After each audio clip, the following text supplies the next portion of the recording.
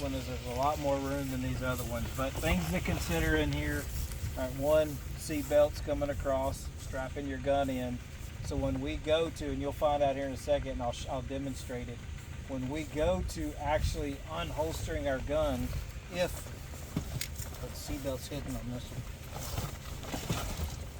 I was gonna say those seat belts are very. This one may, because whoever drove this liked to sit in the back seat. We'll do the seat belt on another vehicle. But say this is strapped across, right?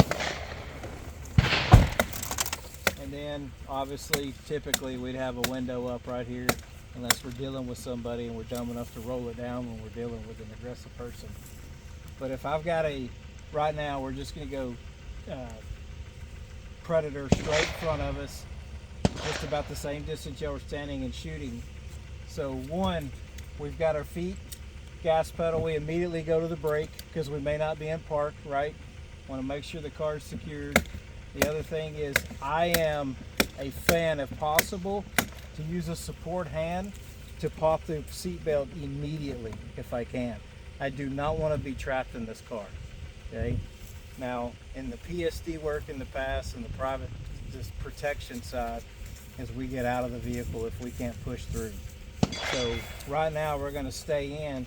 So when I go to unholster, just like the chair earlier, again, I don't want to come across if I don't have to my own femoral artery. I'm going to come up, and then I can rotate the gun if I need to around. So if my target was that way, I come up, rotate, and then press, right? But here, because we're coming straight out, I'm going to rotate up, and then I use my foot against the brake to push my body back a little bit against the seat itself.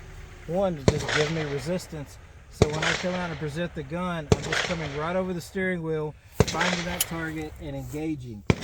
Now, beyond that, what we want to do, I was talking about to them on the other side, is if that guy is left or he's down completely, I got to get out of the car, I've got to check on family, draw the gun back to your body, not down, draw it back, deal with whatever I need to do. At this point, I just may be getting the seatbelt off.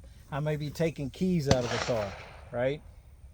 Whatever I need to do, but just bring it back so it's not just staying. So you want to keep the gun ready in case you get like rear-ended. It's not going to go off. 100%. It's going to go out forward, and then everything else with your offhand, so that hand stays ready to deal with another threat.